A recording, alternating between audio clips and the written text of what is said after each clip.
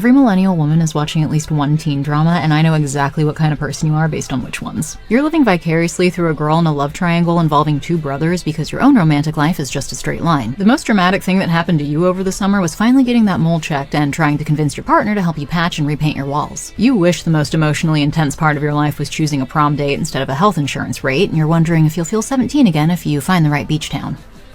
You're watching treasure hunting teenagers with 0% adult supervision because your own life is nearly 100% supervision. You're supervising your career, your utility bill, your biological clock, and your receding hairline. And the Pogues versus Kooks class kerfuffle lets you pretend systematic inequality is something teenagers can fix with a boat and good hair, which is less overwhelming than accepting your own position this late stage in the game. You read the synopsis, a girl moves in with a house full of eligible brothers, and thought this was going to be a very different kind of show, but you stuck around anyway because your own dating life is swiping through the same 47 guys who can't spell your correctly and think sending the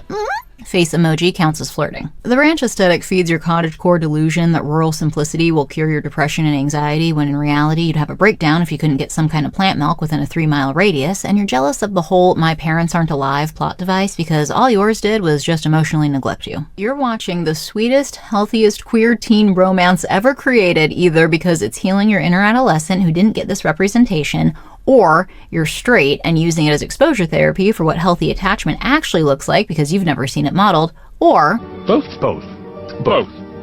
is good. your past relationship reads like a top 10 people who should never have access to other humans BuzzFeed listicle, and you'll also just watch anything where people are speaking English in something that isn't an American accent because it either sounds very sophisticated or totally whimsical. You're either replicating or desperately trying to escape a similar mother-daughter type of relationship with boundary issues, and seeing it played out on screen is helping you figure out which one it is you're actually doing. You also don't find most of Georgia's behavior an issue and have actually called what she's done just a little light fraud or a bit morally gray, which is either a green flag or a red flag depending on your zip code, income level, and favorite Power Ranger, that last one being extremely important, so let me know which one it is. The earnest optimism is medicine for your cynical millennial soul that learned through dating apps that romance is no longer with us and currently resting in turmoil 6 feet under. And the idea of just doing something without thoroughly researching for at least a year is chaotic, so you've described this show as a fantasy series at least once, and you're hopeful that the next generation maybe really does communicate with meaningful glances and grand gestures instead of just WYD texts at 11 p.m.